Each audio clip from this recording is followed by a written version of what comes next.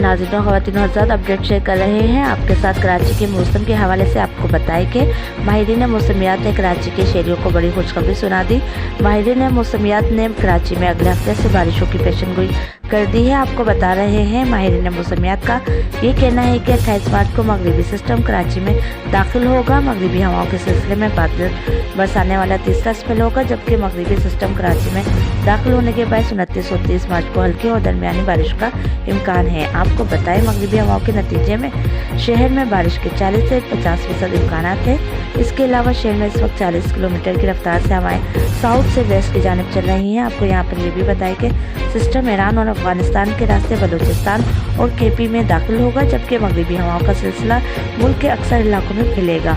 वाज़ह रहे कि पहला स्पेल 16 से 20 मार्च तक कराची के मज़ाफ़ाती इलाकों में बारिश और ज़्यादा बारिश का बायस बन चुका है, जबकि दूसरा स्पेल 22 और 23 मार्च को पूरे शहर कायद में कहीं हल्की और कहीं तेज़ बारिश का सबब बना।